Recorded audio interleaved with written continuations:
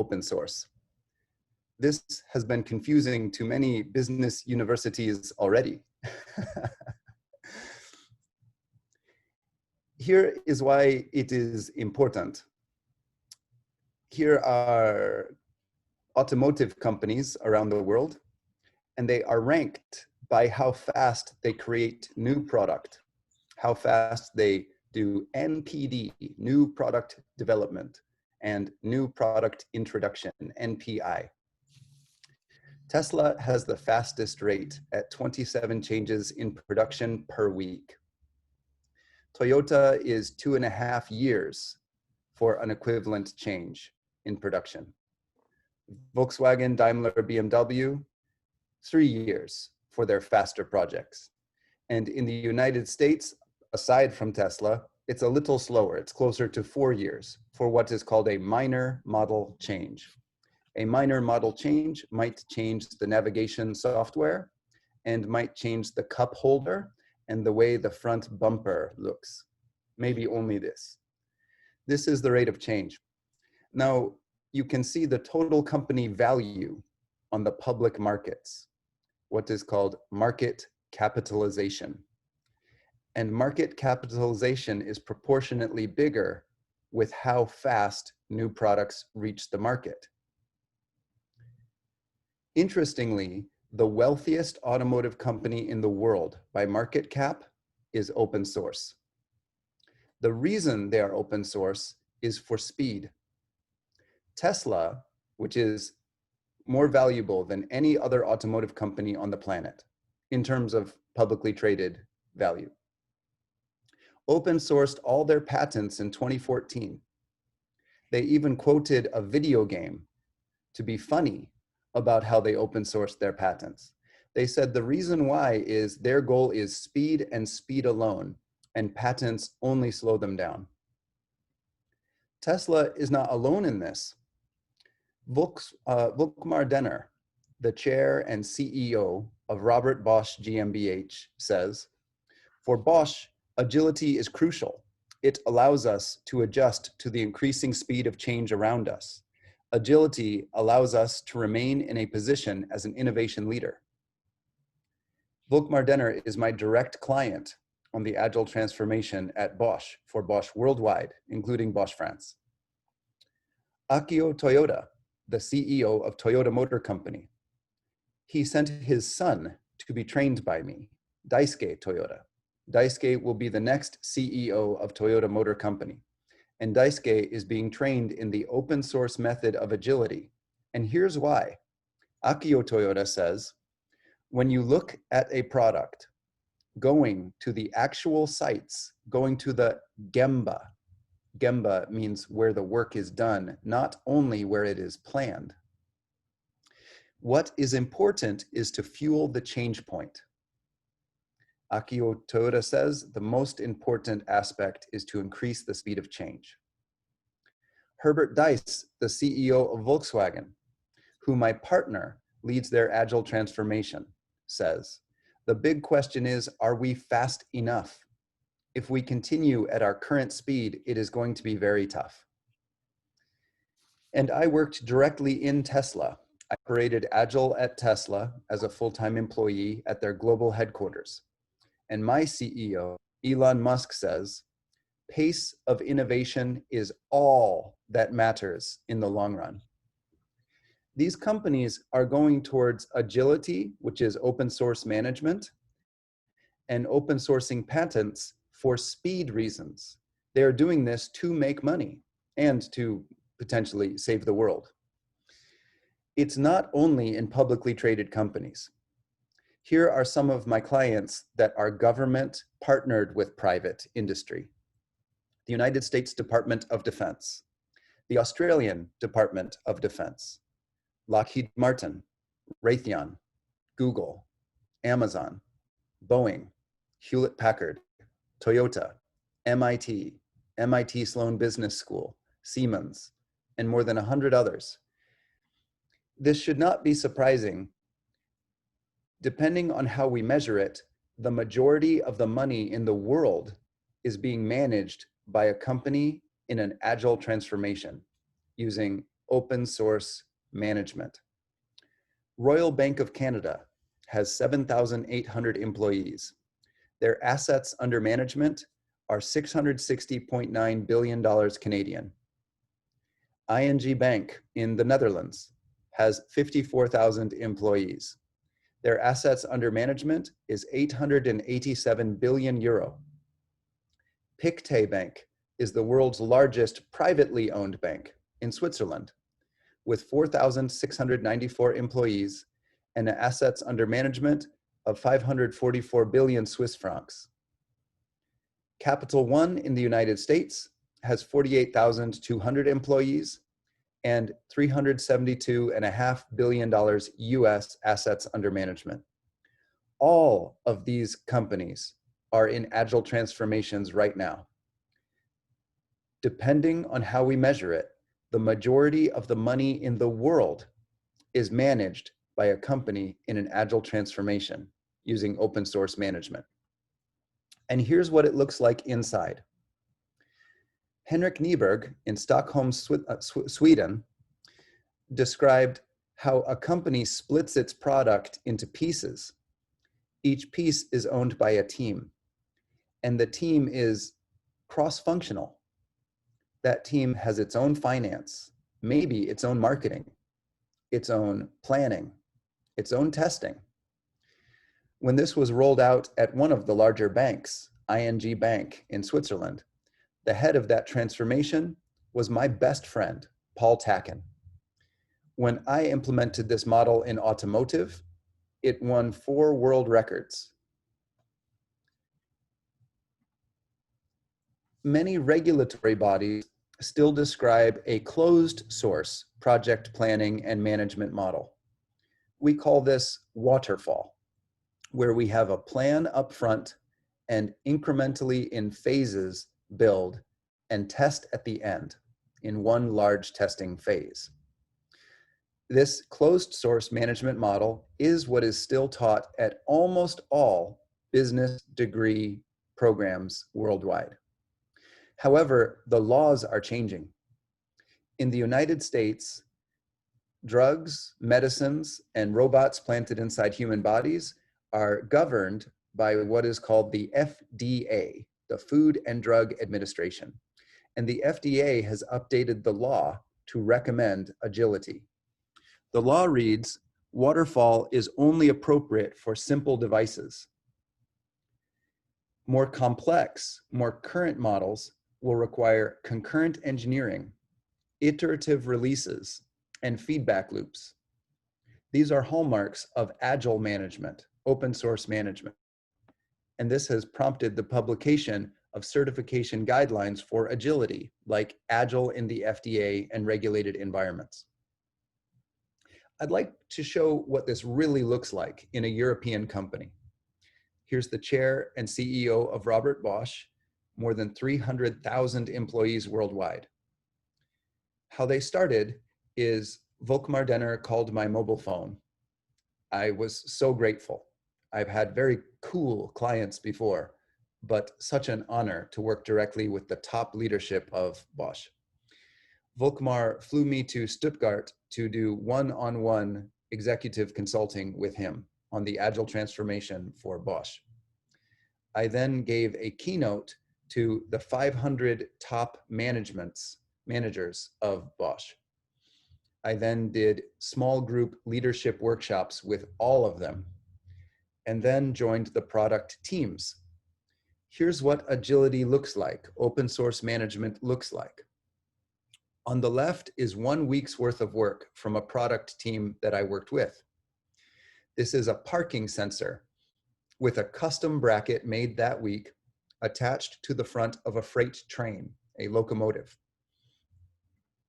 Here are the next 4 weeks of work. In agile methods, we call these sprints. Every sprint ends with new hardware, new software, and customer testing live at their site in their environment. In week 2, special sensors are attached inside a metal enclosure, and a screen is attached with a wiper to help the sensors compensate for rain and snow. In sprint 2, In sprint 3, the screen is made larger, the windshield is made larger, as many more sensors are attached and a larger wiper. In sprint 4, the team is now custom 3D printing their own enclosures, and they have a custom circuit board now made in-house, allowing them to put the sensors closer together for a smaller enclosure and a smaller wiper.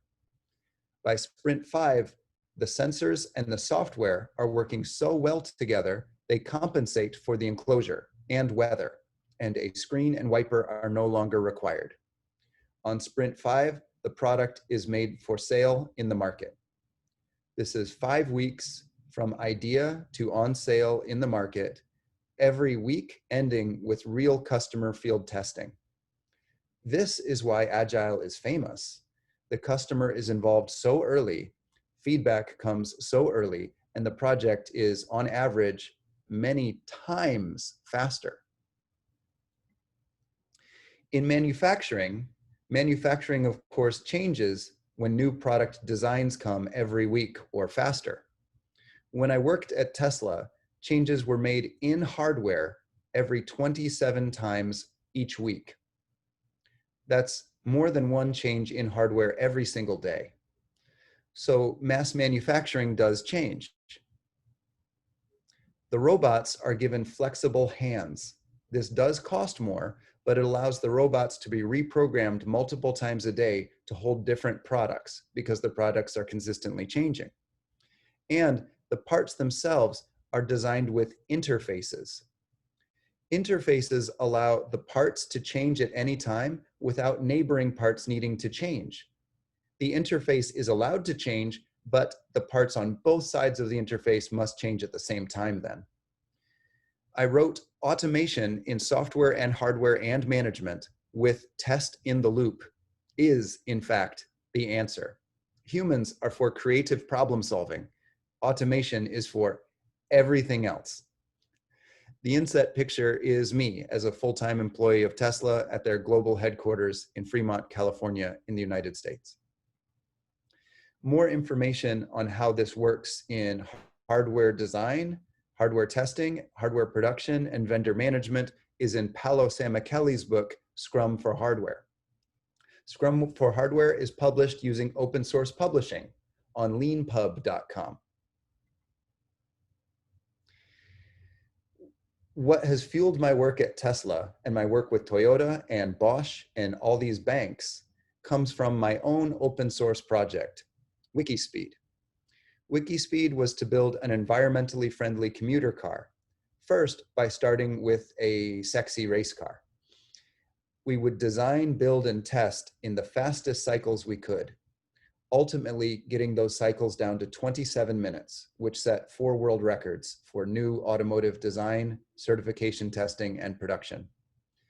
This impressed the Shuttleworth Foundation, which is an open source foundation funding open source projects.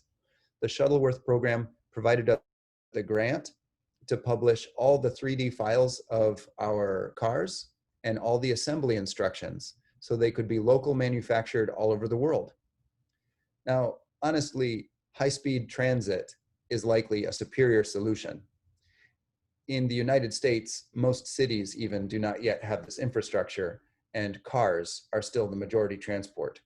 Increasing the efficiency of cars was environmentally a more immediate term solution. However, the longer term solution is very likely mass transit, which France has already invested in substantially, and I'm very impressed by. The same approach works in manufacturing, in construction. In the United States, building a hospital is typically a multiple year long project, maybe even more than 10 years.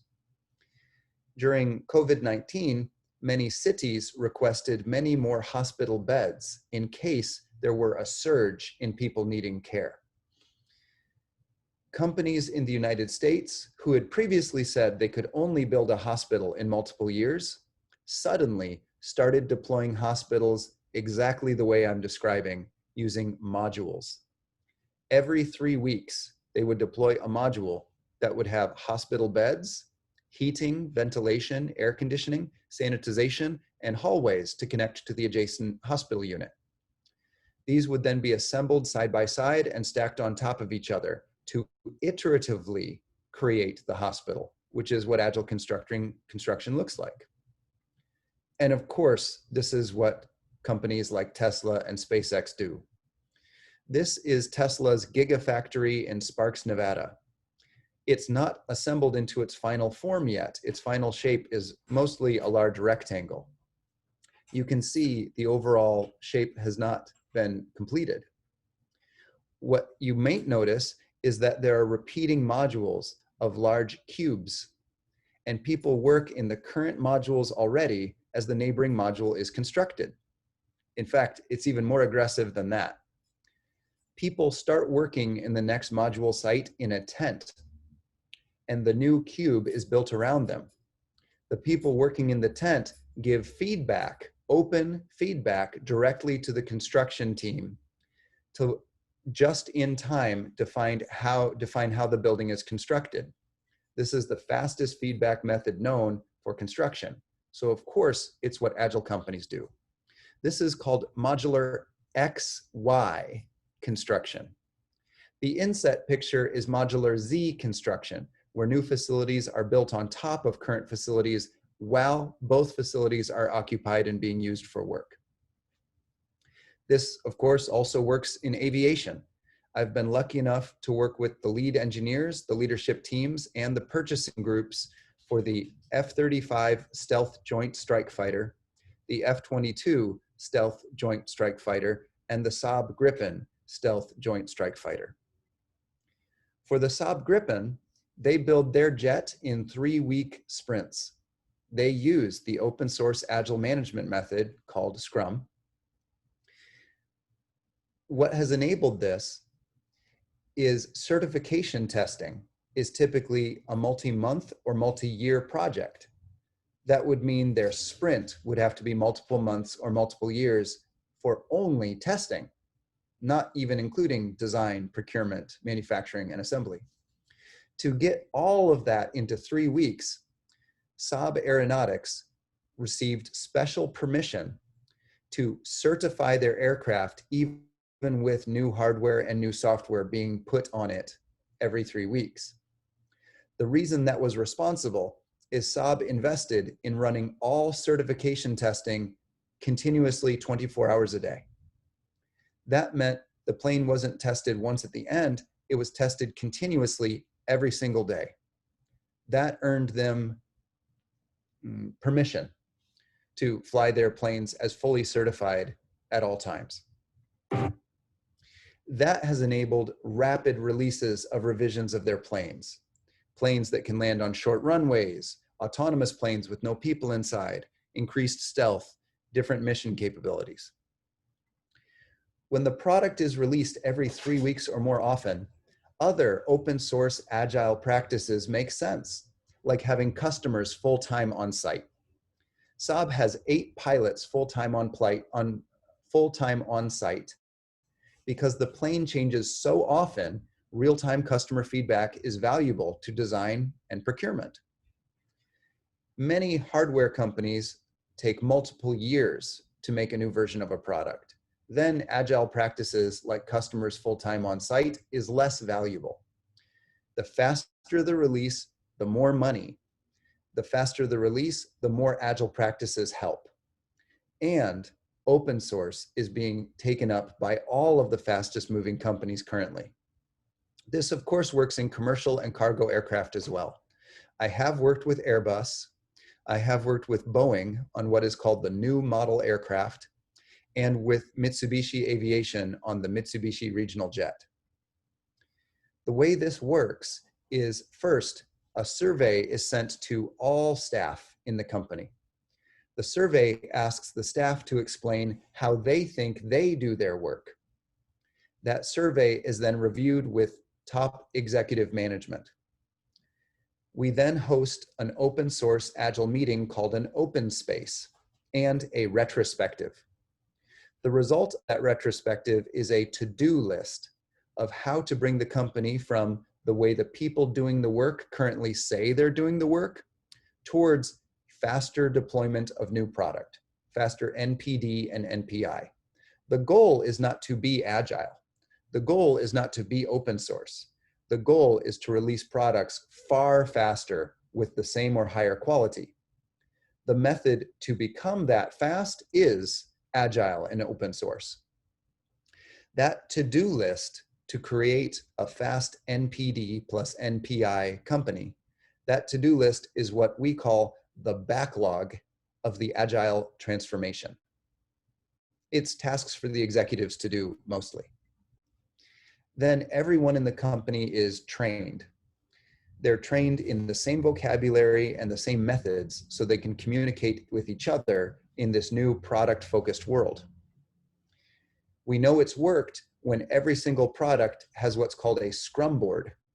The Scrum board tells us who is on the teams working on that product, who we talk to about priority, who we talk to about speed, who we talk to about quality, what that team is doing now, and what they're going to do next. This allows us to create then what's called a group Scrum board for the entire company. Each column is a unit of time called a sprint. It's typically 1 week, but in companies like Tesla, it's just a few hours. Each row is a product, and a product is composed of one or more dedicated teams. In each cell, each column and row intersection, we see how much every team spends in money a week or a sprint, and how much money they contribute to the company. This allows us to run the finances of the company immediately.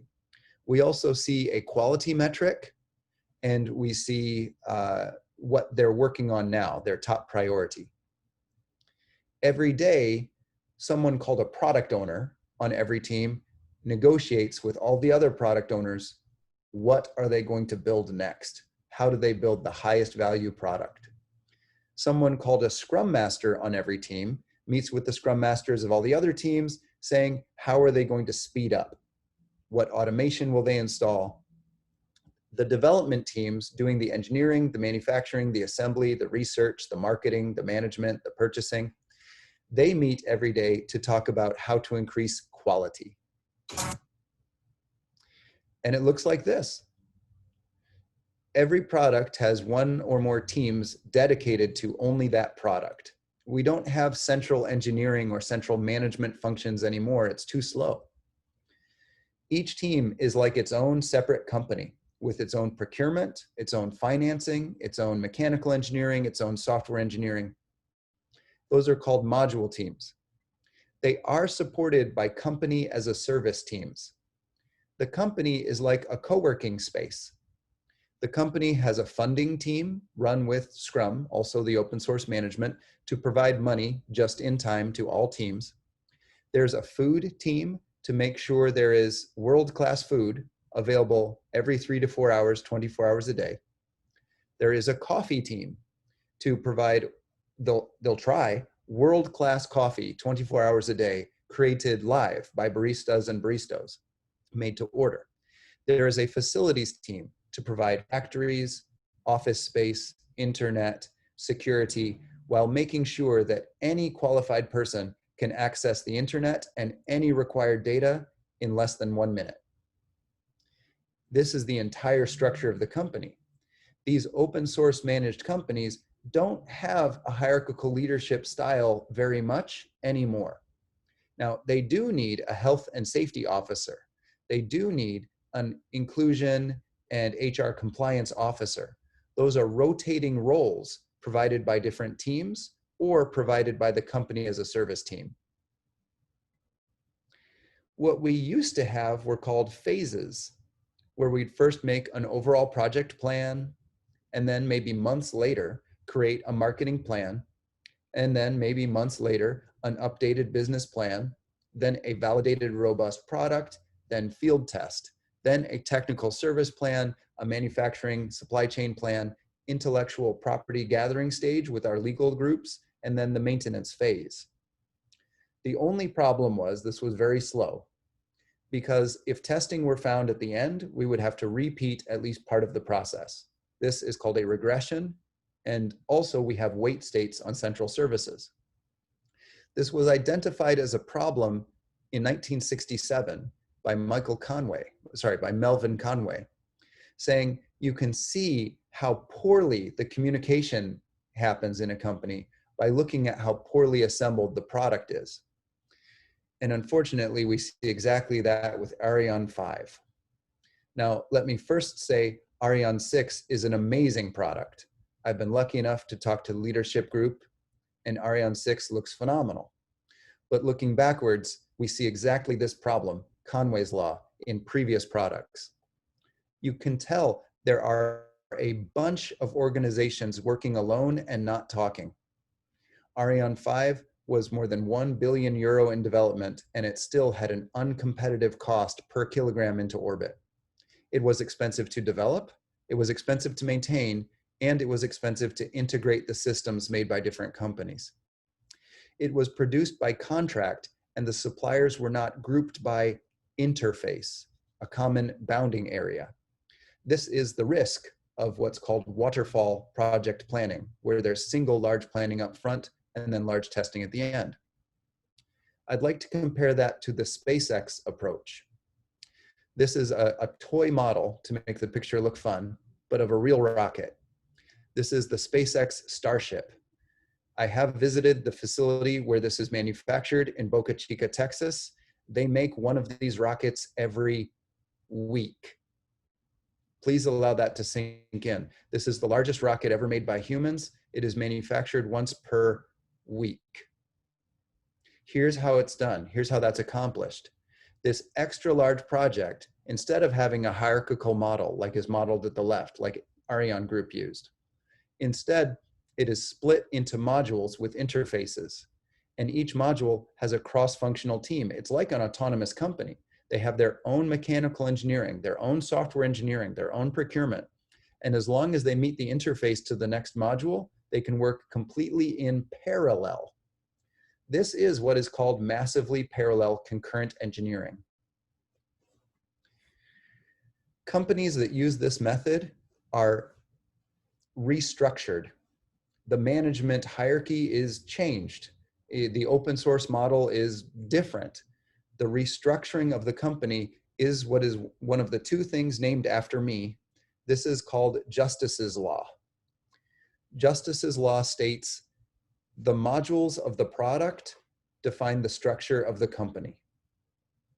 By looking at the product and cutting it into pieces, we have the groups of the company that self-manage, as opposed to a mechanical engineering group, a software engineering group, a marketing group, a procurement group. That's just too slow a model for these types of speeds. And of course, this is what SpaceX does. The inset picture is me at SpaceX global headquarters in Hawthorne, California in the United States. And what you see to the right are 2 Falcon 9 rockets landing. When 3 Falcon 9 rockets are attached together, they make the largest operational payload rocket in the world. It's called the Falcon Heavy. That's an extra large project. It's the largest operational payload rocket in the world. A Falcon Heavy is made of 3 large projects. It's made of 3 Falcon 9 rockets. A Falcon 9 rocket is made of 9 Merlin engines. A Merlin engine is an extra small project for a company like SpaceX. And SpaceX CEO Elon Musk famously said, no 2 Merlin engines have ever been made the same. Every single one is an experiment to try to improve. It's full agile. It's full open source. These engines, with every one being different, when 9 of them are completed, SpaceX has a Falcon 9. When 27 of these extra small rockets are completed, SpaceX has a Falcon Heavy. Completely different than the way Ariane 5 was created. However, Ariane 6 is trying to be closer to this model. It's trying to be closer to agile hardware. The Standish Group has been tracking project success since 1985, and they found large waterfall projects have the highest risk of any project type in the whole world. Hardware, software, finance, making furniture, all project types. Small agile projects have the lowest risk of any project in the world. And again, I'd like to remind us, agile is an open source management method. When we cut our big projects into many small projects, many small agile projects, Each Agile project is tracked in terms of when it actually finished. Because these projects include testing, they are very indicative of how long the next small Agile project will take. This allows us to create what's called a release burn down chart, which is currently the most accurate form of predictive release timing anyone knows anywhere in business. For more information on that, please join a certified Scrum Master class with me. And then you get to work in Scrum rooms like this, which are impossibly fun. If you're working at Saab, this is at Saab Aeronautics in Linköping, Sweden, you actually design and then make your own part.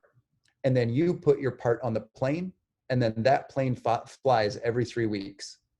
That makes the company such an exciting place to work that Saab is the #2 place chosen by all graduating engineers in Sweden. #1 is Google, which also uses Agile open source management, cross-functional teams allocated by modules, and Justice's Law. The inset picture is myself with the author of the book, Scrum for Hardware, Paolo Samichelli. And in the blue jacket is Jürgen Fulhelm, the senior executive in charge of structures or the interfaces for the Saab Gripen multi-role joint strike fighter. I'd like to offer you homework.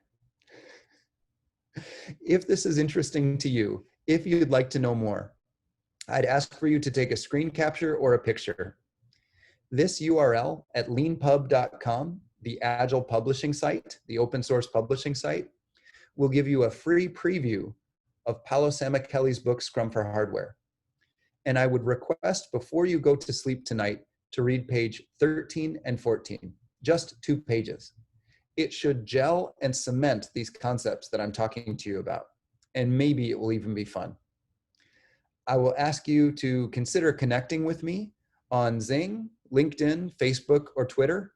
I would love to follow your work, cheer you on, and learn from you. I'm Joe Justice. I'm the author of the Scrum Hardware Guide. I am the chair of the Agile Business Institute, intending to go towards offering a master's degree of business agility. I am the creator of Extreme Manufacturing. I've been interviewed on Good Morning America, on USA Today, on Fox News, in Japan by the Asahi Shimbun and the Nikkei. I've been published in Forbes 7 times, the Harvard Business Review 7 times, CNN Money, Fortune. I've been on TED.com twice, the Discovery Channel 1 time, and on the far right is a picture of me without my shirt on. Here's why I think that's important. My business partner, Maria Mattarelli, said, Joe, what would happen if you put your personal goals into Agile methods and had an open source coach keep you focused? I said, I don't know. She said, let's try it. We'll call it Personal Agility. And she published a book by the title, Personal Agility. And the first thing she had me do was write down my 3 to 4 top personal priorities: relationships, finances, health and fitness, that type of thing. She then had me check if those were actually what was most important to me. And she used a set of predefined methods to help me validate that. Then I was able to achieve my fitness goals. I wanted financial freedom and I wanted to achieve my fitness goals. Financial freedom for me meant $1 million US in my retirement account. Health and fitness to me meant I would have 6-pack abdominal muscles. And it worked, finally. I'd had personal hiccups and issues that were preventing me achieving both of those, and using the framework that she proposed worked. I'd invite you to consider what's important for your studies, your personal life, and your business, and possibly reading the book Personal Agility by Maria Mattarelli, and her co-author is in Switzerland, Peter Stevens. I found it fantastically useful for me. Thank you very much. I'm grateful for spending this time with you, and now I'd like to learn from you. Would you please teach me with comments, questions, and information? And thank you for listening about open source methods and how it's making more money than anything else right now because it's fast. Okay, thanks a lot, Joe. It was a pleasure. We have a first question during the presentation. Is it the same kind of changes? It was, I think, the third slide that you showed about the deployment per day per company. Yeah, so a minor model change for Tesla might be changing from an electric heater to a heat pump, which is more efficient. That'd be part of a minor model change. That would be one of the changes that would come about 27 times a week on average per model. That's a similar level of change as what Toyota would call a minor model change. Actually, it's a little bit more. Changing from an electric heater to a heat pump would likely be saved until what's called the major model change, which for a company like Toyota is approximately every 5 to 7 years.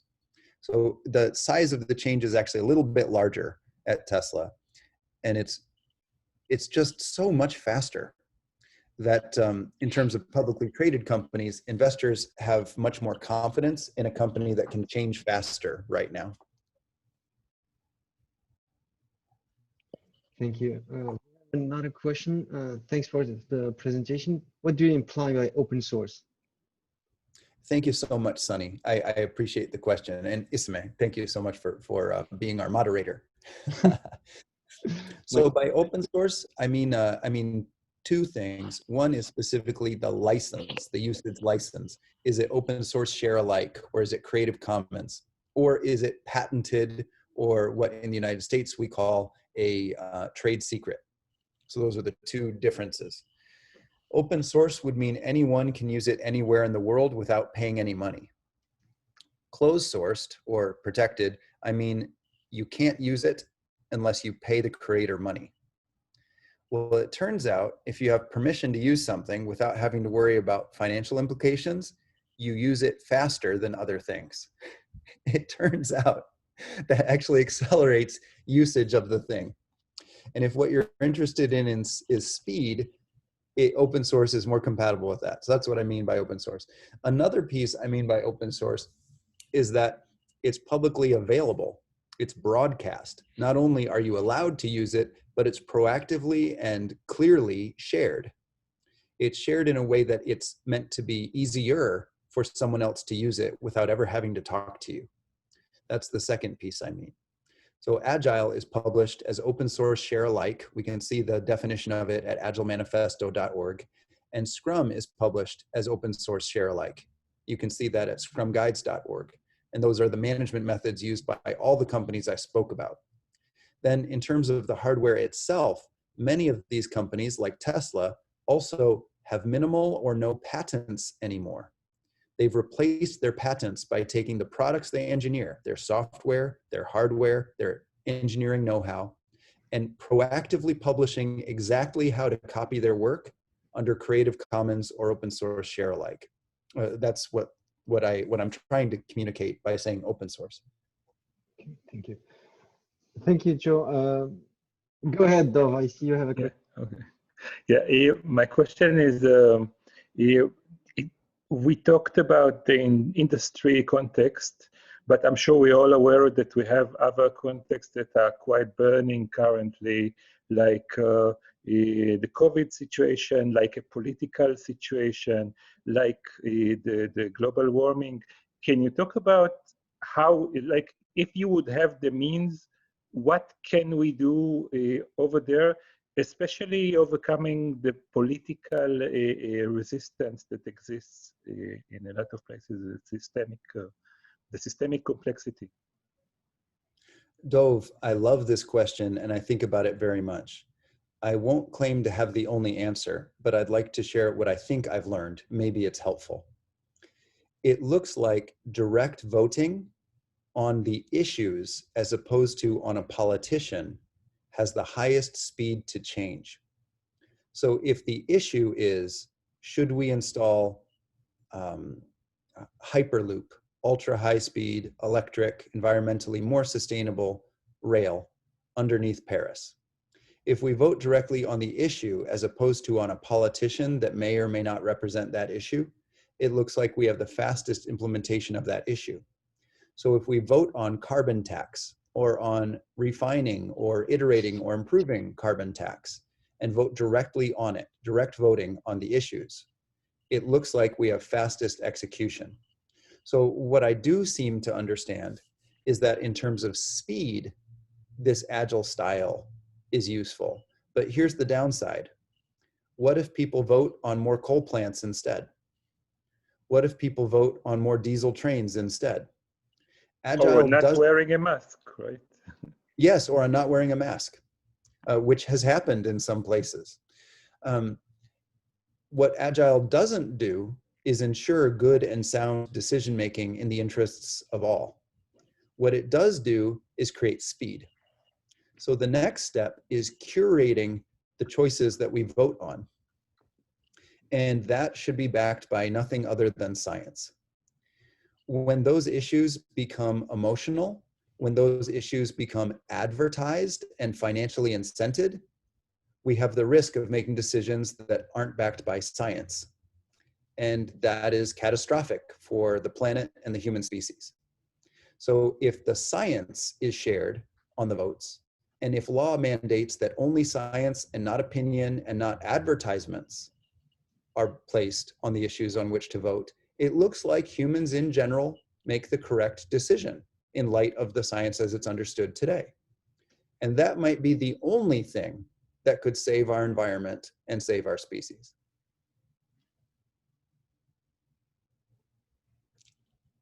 Thank you. I have another question. Based on your experience, how do you explain that a lot of companies have a tough time implementing open source? It looks like most companies don't want to change the management hierarchy. And the case I tried to make is to be very clear, to move to these open source management models and take advantage of open source in terms of product. It seems to require a very flat, very fast communicating organization, which is the opposite of multiple levels of sign-off. We can map the cost of delay in a company by how many signatures or approvals are required for a given topic. That's directly correlated to speed and lack of what are called decision rights. So if a company doesn't want to let go of multiple levels of approvals, these methods aren't accessible to them. It's too slow. This is why Scrum is so disruptive. Scrum mandates there's someone in every team, and these teams are usually 3 to 9 people. They're quite small. There's someone in every team with financial authority. They're called the product owner. And who that person is often rotates as often as once a week. So a different person has purchasing authority 1 week following the next. This prevents hierarchy. Well, companies that like hierarchy have difficulty implementing open source because it is a restructuring of the company for speed. Thank you. I have a personal question. Do you think this is compatible with open book management? Oh, yes. Yeah. Not every agile company uses open book management, but many do. What is it? The book Maverick is about a company doing this. It's a company in Brazil, a very large, very profitable Ricardo Semler. company. Yes. Ricardo yes, Semler. Yes, and the Semler method. Yes, exactly. Thank you, Jean-Vies. Is one example where we can read the details. There's also a TED Talk by Ricardo Semler. Then Netflix uses not all, but many open management practices like vacation days, salaries. Amazon does as well. And agile companies strive towards open book management. Not all of them have gotten there yet. But if you go up and down Silicon Valley, we see many open book management companies, not all, but many. For example, Netflix doesn't track any vacation days. They say, we trust you, period. They don't track sick days. They don't track hours worked. It simply is the work done or is it not done? And we respect you as an adult to manage that. Now, the United States has a long way to come, and open management is likely the best method to help the US catch up. But the work culture in terms of time is so unsustainable versus many more respectful countries, France being absolutely one. There's a lot of room to catch up here. But luckily, some modern companies, Silicon Valley is leading it the way to become more like European model in terms of sustainable pace, and open book management seems to be the method to try to catch up, to try to be respectful of people again. Thank you for your answer. What is the value proposition of the bank given that they are using open source, which is by definition open? I can understand the value proposition of Google, Facebook, and etc.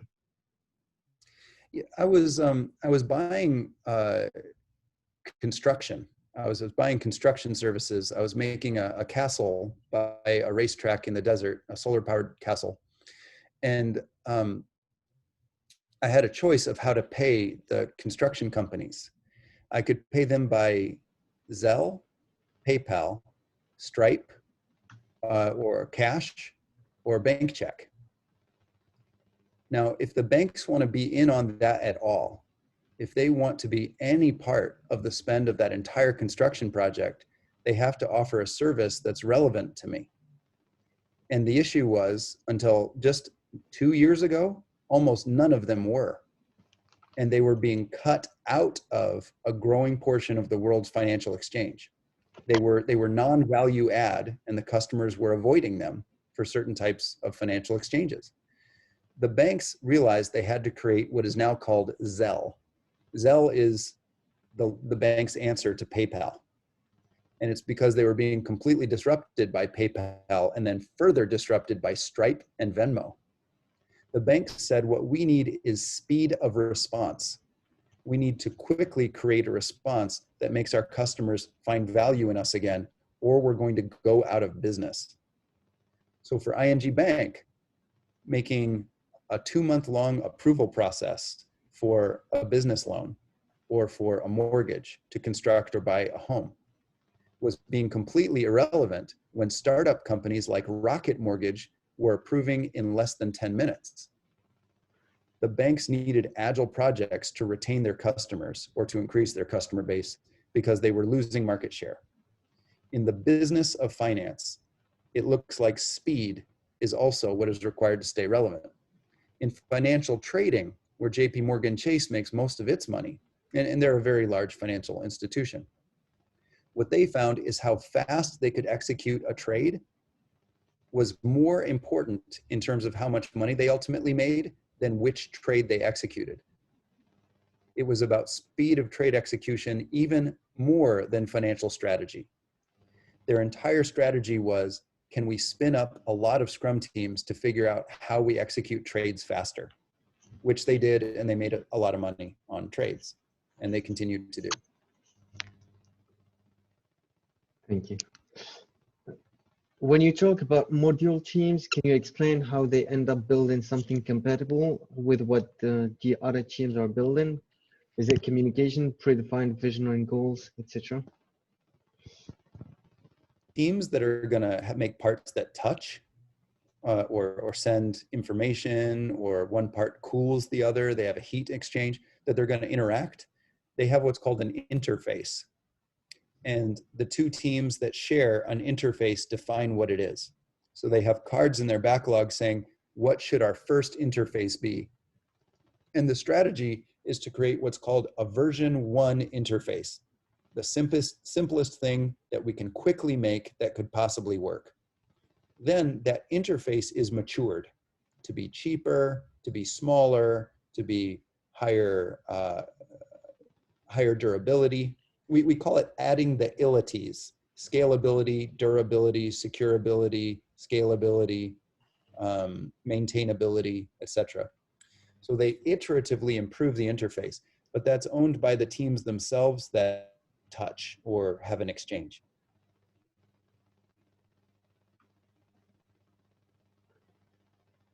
Thank you. Is there another question from anyone?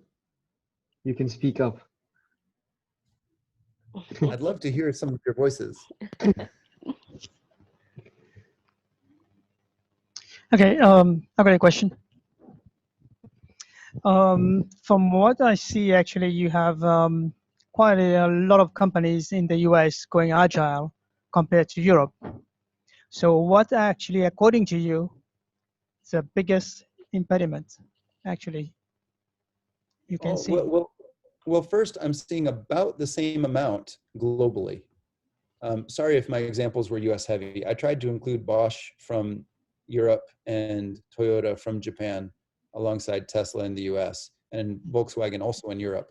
But I'm seeing it about equal globally. For example, Sunny, like Unilever, um, Panasonic, Siemens, um, L'École, I've given a lecture on agility at L'École, so at least they're inviting people to guest lecture on agility in France. The University of Grenoble, I've been invited more than once to guest lecture there. So at least academically, it's present in France. Maersk, the shipping company, yeah, it seems about even globally. But then more to your point, what are the top impediments, the top challenges? Yeah. Was that the second part, Sunny? No, that's what the main point, actually. What is blocking, actually, those companies? Because most of them actually going agile, then they backtrack. I don't understand the backtrack. Can you So can you they just explain? reverse back, I mean, to traditional way of managing. Oh yeah. So the policy of the company is determined by the leadership group. Yeah. So if Elon Musk sold Tesla to what, no one could afford to buy them right now, to Renault. I don't know how Renault would get the money to do it, but if Elon Musk sold Tesla to Renault, It will go I bust. didn't mean to. I was just looking at company valuations. There's no judgment in that. I love the Twizy. It's so cool. Anyway, if Elon Musk sold Tesla to Renault, and so Renault's leadership team took over Tesla, agility would die immediately. Of course, Not, yeah. not intentionally. It's not that the management team of Renault is evil or doesn't want agility. It's just they don't think that way. Yep. So it truly is a leadership culture, and it is determined by leadership. Now, you can hide anywhere in the company and do some of this stuff. Agility typically starts somewhere in the company and then grows, but it can't become the company's normal operating model unless the top leadership team wants it to. So that is the primary gap. And so to that point, all of the business degrees worldwide still teach waterfall management. They still teach siloed by skills, hierarchical management. So it's not even these people's fault. They've never even seen anything else. In fact, they're told it's the only way. So I believe part of it is evangelizing how these successful companies are working to the point that it gets back into academia. But there's that statement, those who can do, those who can't teach. So you get a bunch of people that couldn't succeed in running a business teaching in business schools. And so of course they teach what's easiest to teach, which is this hierarchical kingdom style structure, because it looks nice on paper and it's very easy to explain. Now, yes, but ING changed. Yeah. Layla, I love it. So not all companies backtrack. Of course. And part of it is the CEO of ING Bank is a dance music DJ. Okay. Like, that's a different culture than the leadership team of Renault.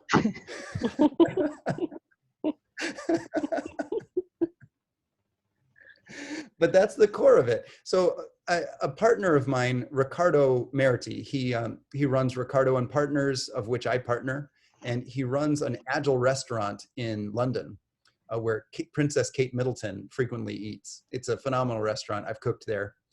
I've had dinner 2 tables away from Princess Kate Middleton while there. It's an excellent restaurant is what I'm trying to say. People who could eat anywhere in the world that they would like regularly eat there because it's so good. And that is an agile restaurant. It's all run with this Scrum method. So Ricardo Meriti, he proposes what you'd have to do is actually have the investors fire the entire leadership team and hire in an agile leadership team. He says that's the only way to save existing companies, and any other type of agile transformation wouldn't work. He might be right. That's harsh, but he might be correct. And not because the leaders are bad, they're not informed and it's not their culture. They'd need a culture modification, which is a big deal to ask of a leadership team. Okay, thanks. Can I ask another question? I'm loving it. Sonny. Okay. Oh, sorry, Danae. Say if you actually talk about a dual system, okay, a dual system where you have the normal structure, right? And then you have a network actually where you have your Scrum teams, whatever you can call it. Okay. So what do you think about this dual system? Well, as long as the teams aren't dependent on each other, it works fine. Okay. Do you think in the long run this the dual system will perpetuate, or we should actually at one point in time we need to make a decision to go in an agile way? My belief is if there's any market pressure, eventually the legacy system, the non-agile system, will ask to replace itself. It just wouldn't be slow enough, so pressure would it wouldn't be fast enough, so pressure would Natural eventually. selection will obviously take over at one point. That is what I'm observing in the market. Now, much more commonly, Sonny, and this might be what you're also talking about. You've probably seen this as well. Yeah. Is one division of a company goes agile and some other divisions don't. Yeah. Well, the agile division has trouble speeding up because it's dependent on the others. It's waiting on a project, a part, or an approval. So it doesn't matter that one piece is agile or not. And in net, it can only sub-optimize. So if we split off all dependencies to make an agile organization, that seems to work just fine. And I think that's part of what you were talking about. Okay. Exactly. That's what I was asking anyway. Thank you. Is there any question from anyone? I just saw Jean-Yves wrote, how do you change your way of working for an agile one? When an ecosystem is not changing, oh, wow, that John, you hit it. In other words, how can you agile in a non-agile world? Oh my gosh, Jean-Yves. I was just planning to have you on another conference. So this needs a conference by itself, maybe. Maybe we can make this that topic, and I would love to share what I'm learning, and I'd love to learn from you too. So by the way, you've all been kind enough to let me talk. I also want to learn. Please do tweet or LinkedIn or Facebook or whatever you like, so I can hear from you and learn more. And if COVID ever ends, I don't know if it ever ends, I hope we all share a beverage together before too long. I hope we go to a nice cafe or a nice bar and enjoy each other's company.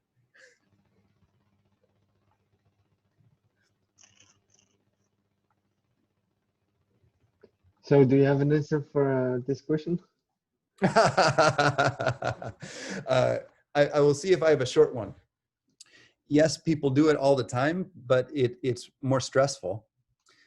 It's called undercover Scrum. It's where you take the outputs that are expected of you and the inputs that you have access to, and then you create Scrum only in between those things. So you create your outputs much faster and you gather your inputs much faster, but it's more stressful because you will very quickly see, if you don't already, the system's view of what would improve the system, and you know you're sub-optimizing. And there's pressure on you because already you look different. Even though you're creating the outputs expected of you and taking the inputs expected of you, you look different. And there's, what's it called? The white cell effect. The corporate immune system pressures you. Why are you different? Because you're a minority acting a different way. So you can. It's called undercover Scrum, but it's more stressful. What you can more easily do is personal agility and start to take charge of your studies and your personal life, which will make you more effective anyway. But in business, what we really need is that thing called full stack, where it's agile all the way from planning to analysis of that plan, to building, to testing, to deployment. That's the trick. Tesla will call it vertical integration. But that's it. So if we're only one piece of that, it's always higher stress. Yeah, I have my own point of view. I'll share it in 30 seconds if I may, because you wanted to hear from us as well, right? There's no such thing as agile or not agile. There's only a level of agility. This is one. And two is that ecosystems change from second to second. Only you don't control the change and you don't necessarily see it. And if you start to see the change as small as it is and give good feedback when it changes in the direction that you want, you affect the ecosystem in changing. But seeing this image that is rigid makes the ecosystem rigid. I will think more deeply on that, Dov, and I'm grateful for it. Thank you already.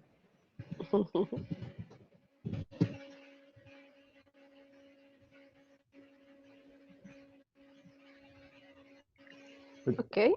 Is there One question from me. I see the modules communication between each other, but how do you do with the emergent design and emergent architecture for in manufacturing?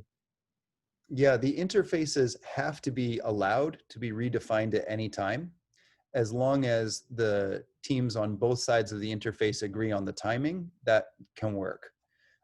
If we freeze any aspect, we've delayed development, we've withheld value, right? We've slowed the system down. So the secret to that is it's a planning meeting that's very specific. It's called Meta Scrum. And at least one person on every team needs to be trained in how to do it so they can very quickly, very effectively fund and time the interface change. And for detail on that, please read the second half of Paolo Samicelli's book, Scrum for Hardware. The first half, embarrassingly, is the story of my life and his life. I wish he hadn't wrote it. It's quite embarrassing to me. He loves it. That's all right, Paolo. He's a very human-centric author. The second half is the technical implementation, which stands on its own. So I'd say skip the first half. and the second half, we'll talk about how these interfaces are renegotiated at any time. And as long as the teams on both sides of the interface agree on the timing introduction of the new interface, the system is successful. There's some other agile practices that help reduce that risk, like test-driven development and automated integration testing.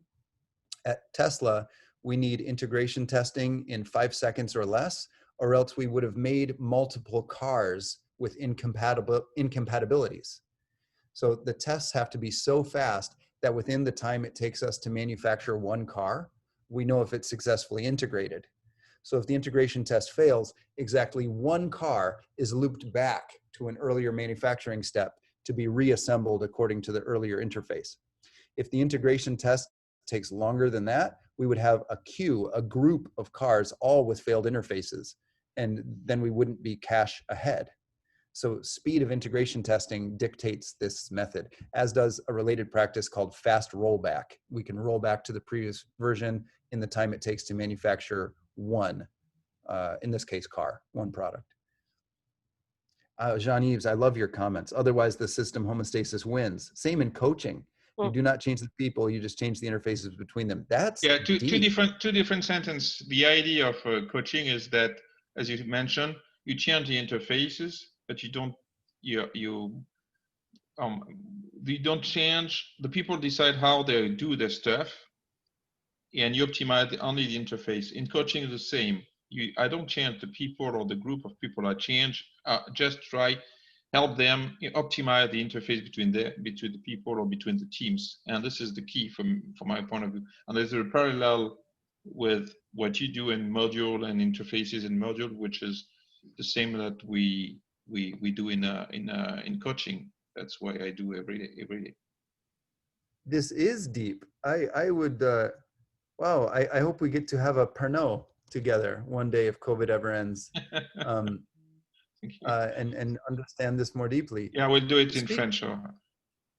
I will do my best. I might take me more than one Pernod for me to for me to begin enjoying. Now, maybe not related, but also just as exciting to me, Ian tells us in the chat, Agile working was going on at the time of Ariane 5. But in the program itself, there were fundamentally different objectives, a launcher of a satellite and a launcher of astronauts. You could say this was due to a political compromise. Thus, there is a big difference between compromise and collaboration. Ian, oh my goodness, thank you. I'd like to know more about the story. I've only worked with the leadership group at Ariane, and likely I have a very lopsided, a wrong understanding. So thank you for giving me some more information. Yeah, and Jan and I, we are in the Ariane 5 team, so we know about that. Yeah, there were a lot of good stories, Joe. I mean, I think you'd have a lot of fun hearing them. Oh yes, I'm not cannot sure wait. It would be. Well, go ahead. No, I said I'm not sure it would be so fun. Oh yeah. The waste that all the tenants and the many other things, money, but also tenants doing Yeah, hindsight's a good guide. Yeah. Well, maybe we can write a follow-up book to Scrum for Hardware, talking about management and organizational structure specifically. And maybe we can use the tough things and the good things to create a stance that other people can really use and make better companies, make better groups. Because isn't that what we want? We want to have many jobs that are delicious and wonderful companies where we are proud to be a member and we feel like we have good families supporting us. So helping make that world come true, maybe some of these bruises from the past can be used to make a really good instructional guide, maybe for maybe many groups. Maybe we can assemble this together in 2021. Because even in COVID times, we can write. So maybe it's a best time for a book. Yes. Some of the best stories were about talking to the astronauts and asking the astronauts and treating the astronauts like product owners, in fact. Oh, really, Ian? Yeah. I would very much like to know more about this, but that's already a tempting and intriguing conversation starter. Okay. Isame, I should check time. I was being more quiet only because I thought you needed to stop at 10 minutes after the hour. But what is good for you? I'm excited. Yes, Leila, teach me. Now we will be happy to hear more from you, but we will see you in June on our Business Agility Conference, and it will be a pleasure to see you in physical. In person. Yeah, in person, sorry. Who knows what COVID will do? In the worst case, I will do my very best virtually, but let's plan. Let's plan for it in the physical. Of course, yeah. Plan and adjust. Yes, plan. Oh, sounds very agile of us, right? Thank you, Joe, for accepting to be here with us tonight, and hope to see Thanks a lot. Keep in touch. Thank you, all of you. Thank you very much. Thanks to everyone. Thank you. See you. Bye-bye. Thank you. Bye. Thank you. Bye.